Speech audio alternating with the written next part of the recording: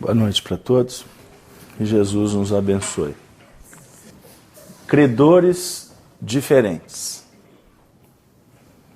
Mateus capítulo 5, versículo 43º e 44º.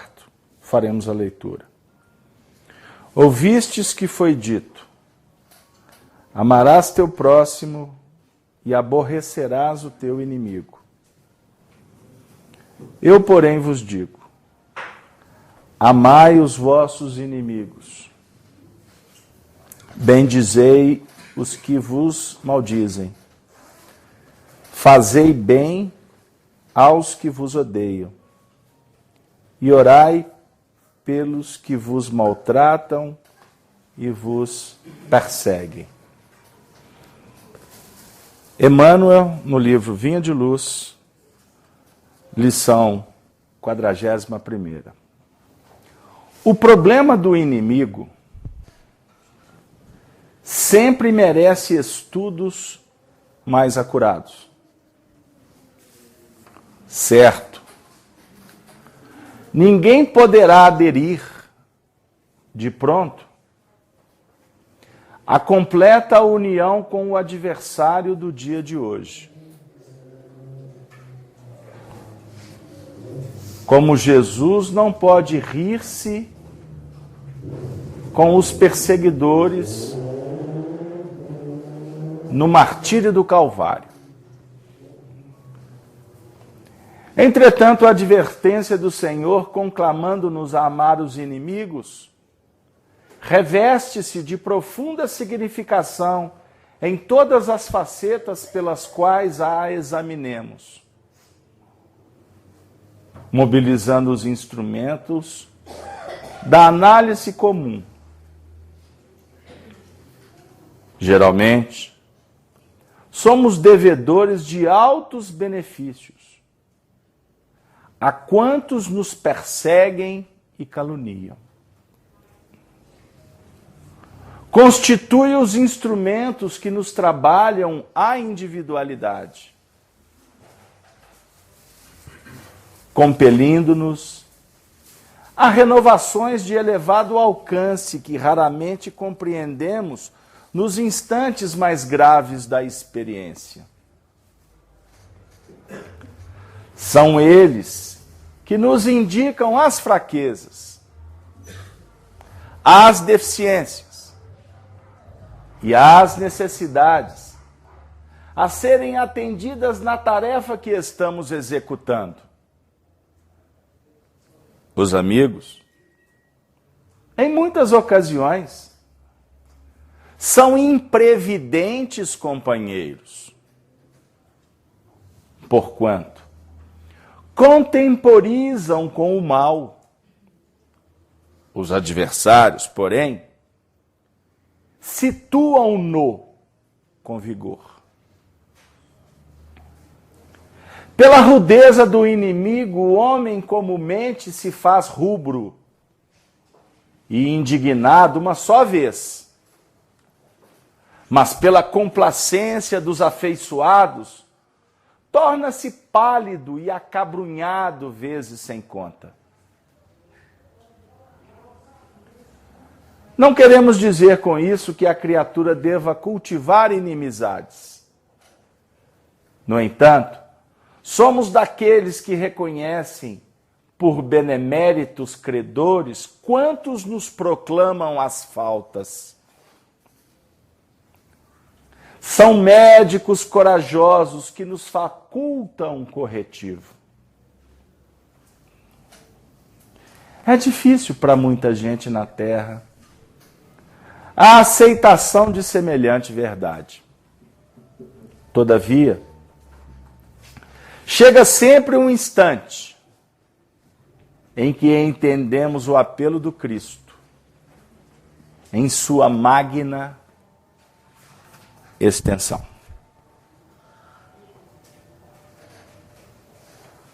Adversários, inimigos.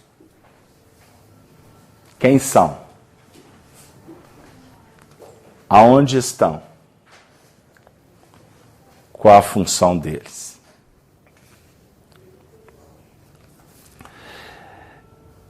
É necessário relembrar que este versículo, especificamente o 44º do capítulo 5 de Mateus, eu, porém, vos digo, amai os vossos inimigos, ele está exatamente no final do capítulo, o primeiro capítulo do Sermão da Montanha, aonde Jesus passa para nós uma série de ensinamentos que remonta ao trabalho impostergável, inadiável que devemos realizar no que remonta ao nosso crescimento interior. E depois de iniciar ele, por exemplo, falando que nós somos o sal da terra, conforme o versículo 12, e depois no versículo 14 ele define que nós somos a luz do mundo, a definir um grande movimento que o Espírito empreende para evoluir, dentro dos preceitos do entendimento e da aplicação, da adequação, dos ajustes, mas também um convite a inovações, a verificar sempre no amanhã as possibilidades benditas em que o Senhor nos possibilita novos empreendimentos, novos desafios. Ele passa uma série de outros ensinamentos, mas para chegar nesse ponto, ele vem definir para nós um movimento extremamente importante que necessitamos de verificar. Porque os inimigos, nós podemos hoje, com a chave que a doutrina espírita nos oferece, compreender claramente que eles, os inimigos, na realidade, são os nossos defeitos. Os adversários maiores que nós temos são os nossos limites. Porque numa alusão que Emmanuel vem nos tratar, nos dizer aqui, no que remonta aos adversários que nós encontramos no mundo, ele traça para nós uma dinâmica extremamente importante. Porque ele vem inicialmente dizer, explicando Jesus, que quando fala, eu porém vos digo, o mestre Senhor da vida já dá uma laçada nos projetando para uma região ainda incompreendida. Por quê?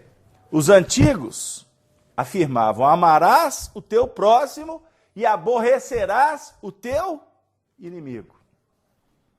Em outras palavras, ama o teu próximo e aplique a justiça de acordo com a circunstância, com as ações que o outro empreenda como adversário na sua jornada. A lei mosaica apresentava-se no seu vigor literário para um povo que precisava de uma lei que definisse comportamentos. Era um mundo muito difícil. Vamos contextualizar para entender. Então, para organizar o mundo lá atrás, se aplicava a força do Espírito. Com o advento da chegada de Jesus, veio-se inaugurar uma era de fraternidade, de mansuetude. Aí vem a questão, mas como ser manso num mundo tão difícil? Então os tempos se passaram e veio a terceira revelação, que é a doutrina espírita, para definir para nós que se antes existia, o homem aplicava a força do Espírito, Jesus vem nos lançar a um projeto de dosar isto, aplicando mansuetude, para que a gente possa chegar num terceiro estágio de entender que deve se aplicar o espírito da força. É diferente. E para você usar o espírito da força, você tem que conhecer a força. Você tem que agir com inteligência para dosar a força. E jamais para que essa força traga para quem a aplica desconforto, desatinos, dificuldades, sofrimento, que advém do desequilíbrio. Todas as vezes que o espírito se movimenta fora do eixo central, do norteamento da sua consciência, ele cai no vale da precipitação ou se descamba no despenhadeiro da ilusão. O que vem, por consequência, sofrimento. Mas nesse contexto social, Emmanuel vem nos ensinar que o mestre não está dizendo que nós temos que aderir ao inimigo de pronto, numa completa união com ele, o inimigo de fora. Porque não é fácil quando ele está te agredindo, quando ele está te maculando, quando ele está te apunhalando. Não é verdade? Não é fácil. Mas, ao mesmo tempo, a advertência do Senhor, que nos conclama a amá-los, reveste de significação em todas as facetas pelas quais as examinemos, a partir do momento que nós mobilizamos os instrumentos da análise comum. Então, aqui nós chegamos num contexto social para refletir assim, que os devedores, que nós somos devedores de altos benefícios a quanto nos perseguem e caluniam. O que ele quer dizer com isso? Que quem persegue ou calunia, ele está se sentindo no direito de fazer isso. Por que será? Eu nunca fiz nada para ela fazer isso comigo. Eu sempre fui justo, sempre fui honesto, e ele me persegue, e ele me calunia. A doutrina espírita abre um portal com a sua chave e diz para nós, se não é de agora, meu irmão, ninguém se sente no direito de espezinhar alguém sem um motivo que possa não ser justo. Mas justo se faz na intimidade de quem age. Usa-se a força para compensar a força empregada dentro do mecanismo da lei de ação e reação. Se eles têm ou não têm o direito, porque ninguém deve prejudicar quem quer que seja. Mas se inconscientemente se julgam no direito, quando Jesus fala, eu porém vos digo, amai os vossos inimigos, Jesus como educador que é, vós me chamais mestre e dizeis bem que eu sou, ele está dizendo assim, aproveita a lição. Não entra no mérito, porque nós não temos acesso às informações, nós não sabemos o que aconteceu no passado para que aquela pessoa nos trate tão mal se eu faço tudo para contrapor, no seu sentido de bênçãos. Se eu não tenho essa informação, a doutrina espírita não vai te incentivar a querer entender isso de uma forma clara.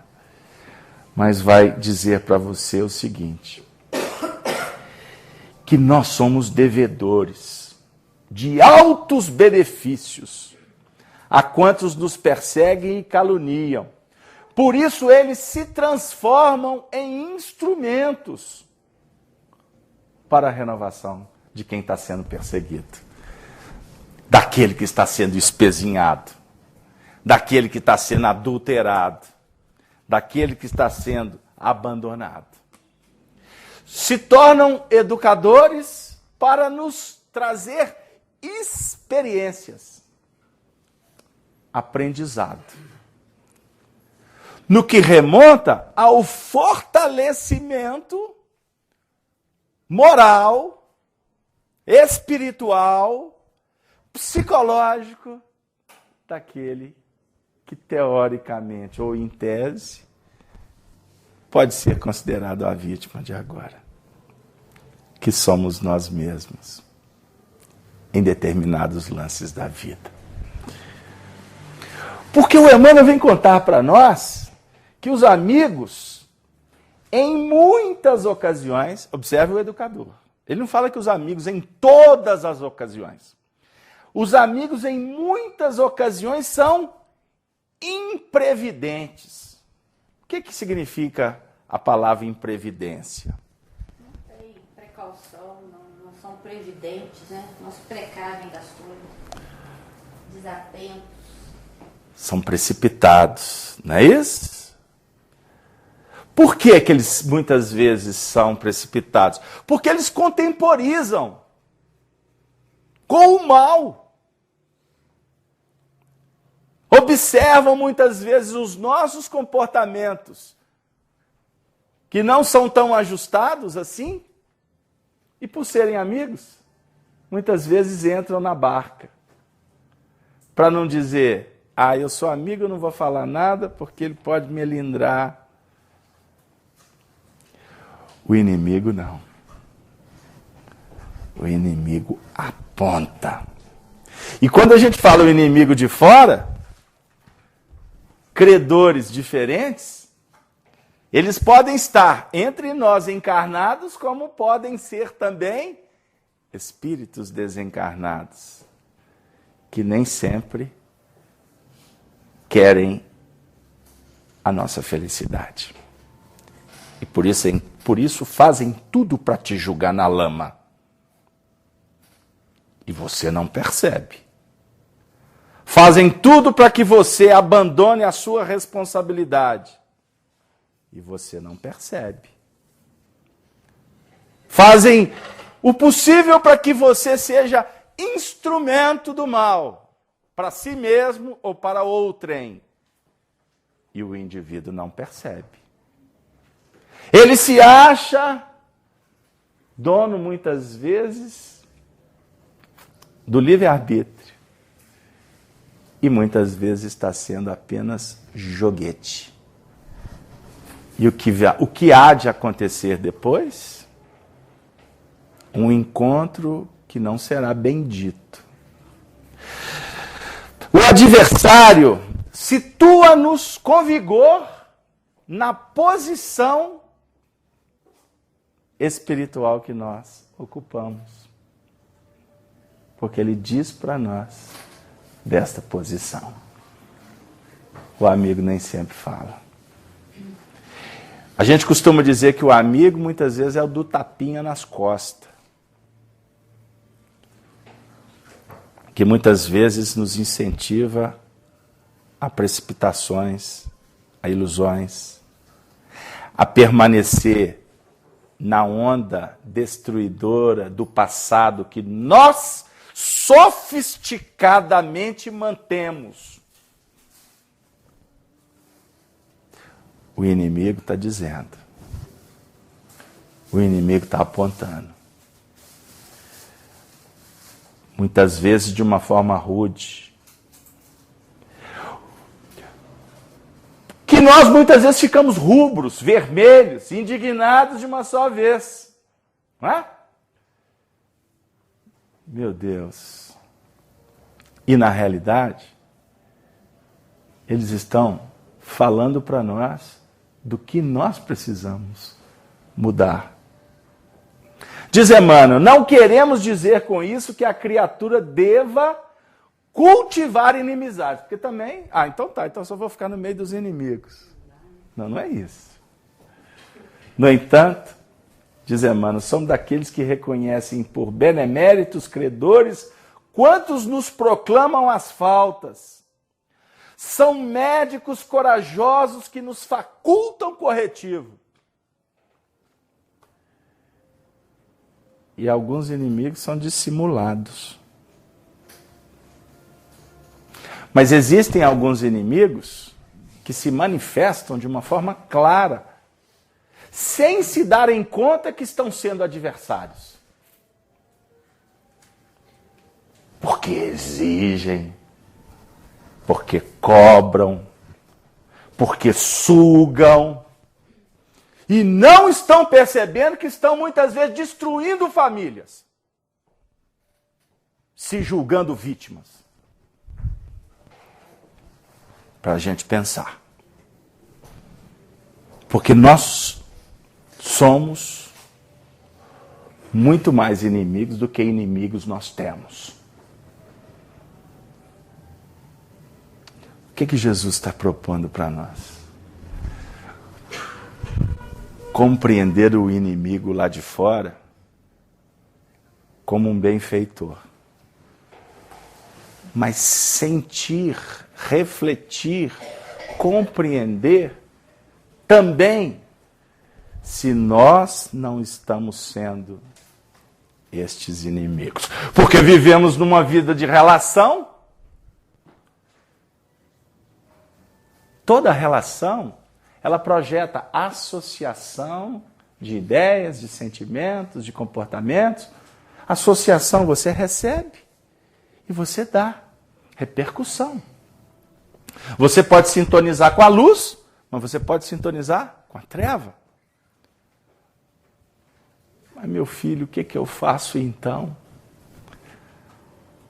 Sede perfeitos, e Jesus define para nós que esse estágio aqui, podemos dizer que deveria ser o cume, deveria ser o ponto mais alto dos nossos objetivos. Amar os inimigos. Uma mãe ama o filho com pujança, né? É amor. Está estabelecido. E é conquista. Aqueles espíritos que caminham conosco, que nós nos sintonizamos, nos afinizamos, em tese, já é tarefa pronta. Já é edifício construído, que a gente só tem o trabalho de conservar, manter. Não é verdade? Porque não podemos descuidar. Porque uma relação bendita, ela pode se complicar amanhã se a gente quiser invadir o espaço do outro, se a gente quiser se tornar invigilante. Relação de edifício pronto é simbolismo que eu estou trazendo aqui. Porque você não conhece o outro. Porque você não se conhece. Você pode conviver com ele há 50 anos casado. Não pensa que você conhece ele não, porque você não conhece não. Não pense você que você conhece seu filho, que você não conhece não. Ninguém conhece o outro. Nós estamos aprendendo, convivendo, estabelecendo parâmetros, fazendo releitura da vida o tempo todo, porque o objetivo principal é você se conhecer. Conheça-te a ti mesmo.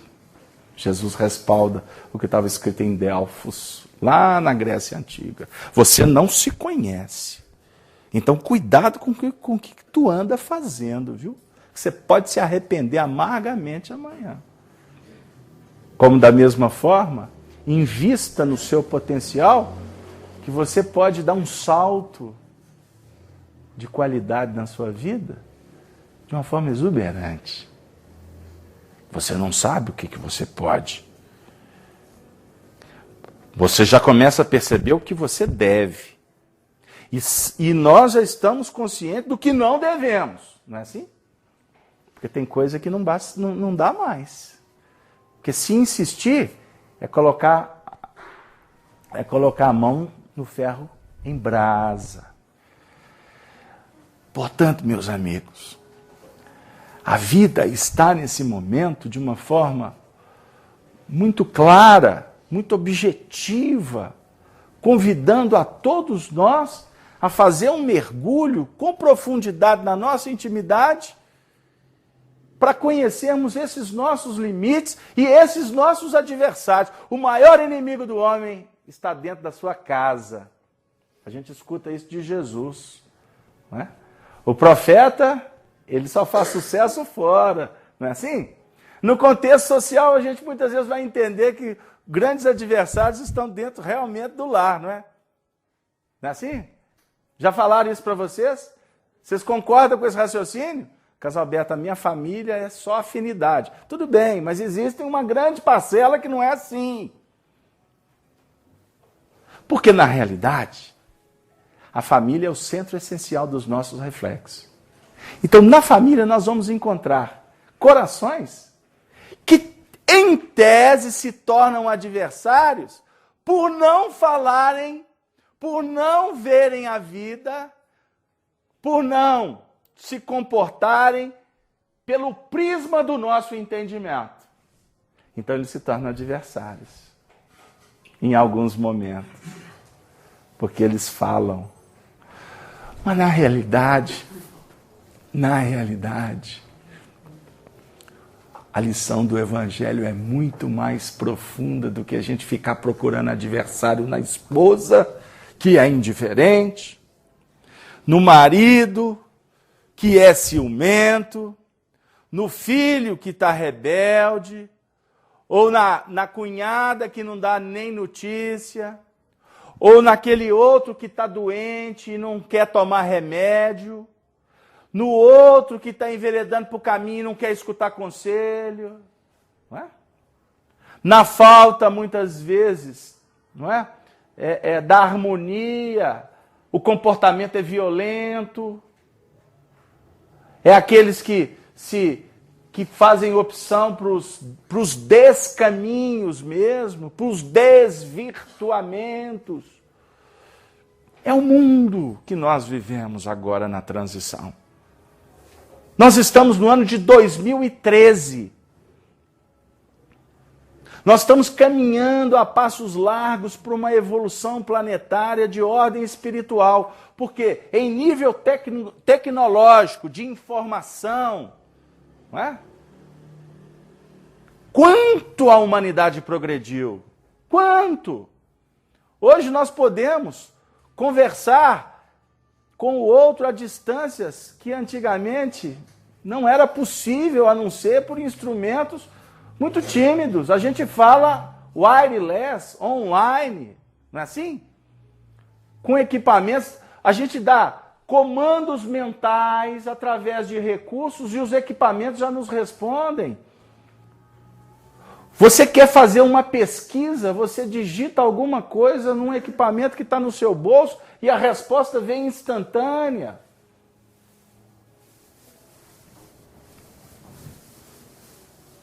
Mas os homens estão vazios. Vivemos uma crise de ética, de identidade. Vivemos um momento em que as famílias perderam referencial religioso, aonde falta muitas vezes respeito, porque há competição, marido e mulher, pai e filho, filho com avô, com tio, com a nora. É uma competição em que as posições, os respeitos, ficam todos no esquecimento. E aonde está a tradição? A tradição da bondade, a tradição da fraternidade, a tradição do carinho, a tradição do diálogo, a tradição da caridade, da beneficência, porque ninguém tem tempo. Ninguém tem tempo.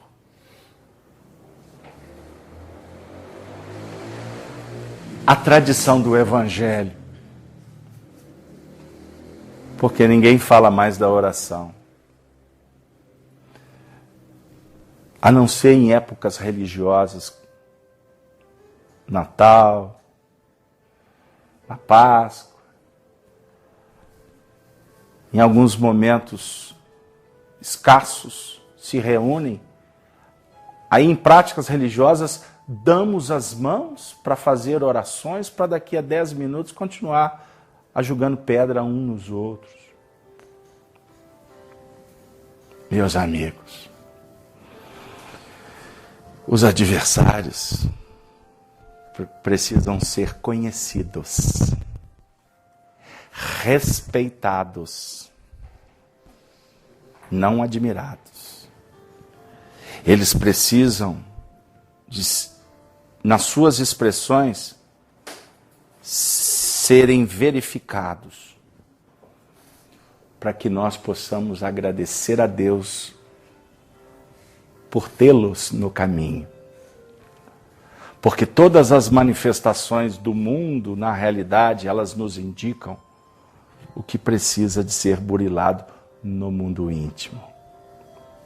Porque no mundo íntimo, quando compreendemos que todas as pessoas estão na mesma procura, na mesma busca, que é a do aprendizado, que é da evolução, e que cada um enxerga a vida de uma forma diferente e especial, e que Deus não faz acepção de pessoas, e todas que estão caminhando comigo são almas bondosas, que estão tentando me ajudar, me dando flores ou atirando pedras, caminhando comigo ou vivendo distantes. Todas são almas que estão nos ensinando o caminho da ascensão. Porque a partir do momento em que nós nos vincularmos verdadeiramente no diapasão do amor, não necessitaremos mais de perdoar, porque o amor está muito além dos melindres. Não teremos mais necessidade de sacrificar, porque o amor é doação plena e que se expressa numa movimentação chamada alegria. Não necessitaremos mais de remédios para nós outros, porque o tempo todo estarei no caminho remediando a dor do semelhante. Não terei tempo para as minhas chagas, porque elas se tornarão, na realidade, expressões de luz, pela bondade operante. Esta é a medicação que o Evangelho propõe para nós. Amai-vos uns aos outros, como eu os tenho amado. E então, queridos amigos, não haverá mais adversários, inimigos, guerra. O mundo será venturoso, porque irá imperar a paz. O Cristo Jesus é o príncipe da paz. E que a paz do Senhor se faça nos domínios, então, dos nossos corações. Obrigado, Jesus. Obrigado, espiritualidade amiga, bendita, por mais um encontro,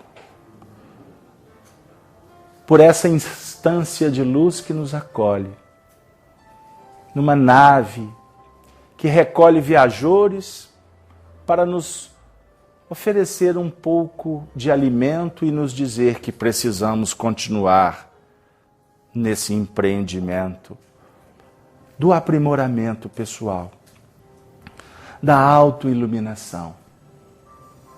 Obrigado, amigos espirituais, que velam por nós diuturnamente, nos inspirando, nos fortalecendo, naquela hora da ilusão, muitas vezes nos protegendo.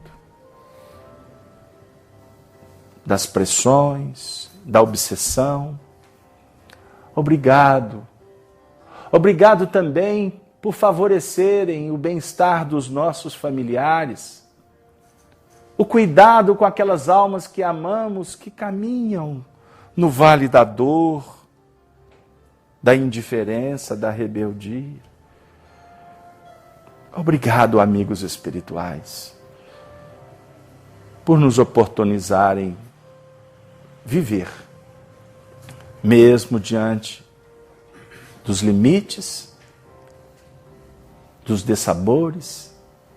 Muito obrigado por estarmos nesse empreendimento, participando de uma só família, porque um rebanho só é o do Cristo. Somos todos irmãos.